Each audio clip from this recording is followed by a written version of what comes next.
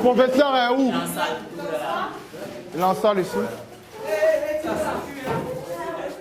Ben Gordon est éducateur dans un établissement secondaire situé à Marcory.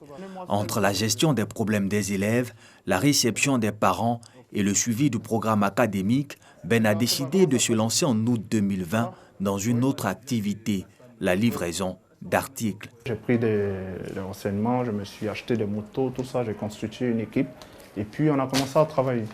Donc en même temps, je travaille ici et en même temps, je suis là-bas. Aujourd'hui, après quelques mois d'activité, sa structure qui exerce dans l'informel dispose de 2 mobylettes avec lesquelles ses livreurs transportent quotidiennement les articles et marchandises des clients. Allô? Oui, allô, bonjour madame. Alors vous avez commandé avec nous 2 savons. Voilà, alors je vous appelle juste pour vous dire que le livreur il va vous appeler au cours de la journée si vous n'avez pas d'impératif afin que vous soyez livré.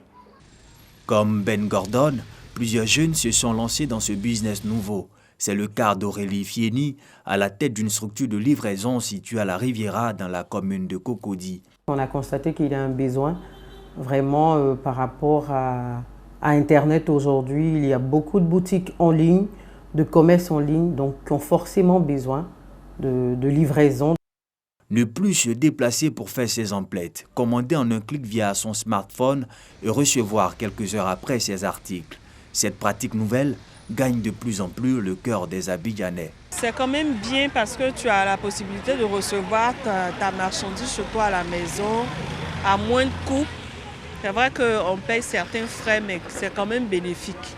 Propulsée par le développement fulgurant de la vente en ligne, la livraison urbaine est en plein essor.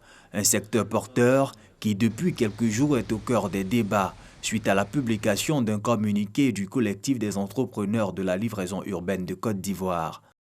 Chaque entreprise ou structure de livraison sera dans l'obligation de s'acquitter de taxes et d'une autorisation d'exercer d'un montant de 5 millions de francs CFA, valable pour une période de 10 ans.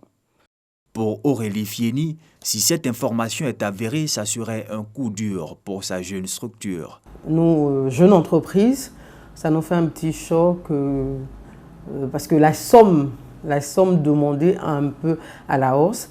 D'autres livreurs, par contre, saluent l'initiative, mais dénoncent toutefois la somme annoncée. Moi, personnellement, je pense que c'est bienvenu par rapport aux tarifs qu'ils nous ont demandé, qu'ils puissent le revoir afin que tout le monde puisse vraiment bénéficier du secteur.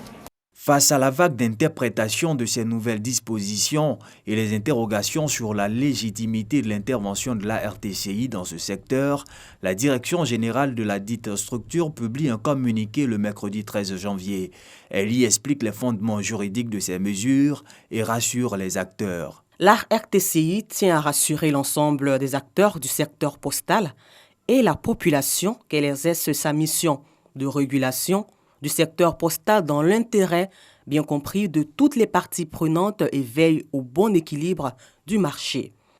À ses bureaux à Cocody, le président du collectif des entrepreneurs de la livraison urbaine de Côte d'Ivoire multiplie les rencontres et les séances de travail. Pour lui, l'intérêt du gouvernement pour le secteur est à saluer. Cependant, le montant est à revoir. Si l'État se saisit du secteur, nous disons que c'est pour notre bien. Seulement, le montant qui a été fixé de 5 millions date de 2018. Et si ce montant date de 2018, c'est-à-dire la réalité n'a pas été prise en compte. Richemont Hano en appelle à des négociations plus inclusives. Le plus important n'est pas de fixer déjà le montant, mais de comprendre le secteur et comprendre les acteurs du secteur.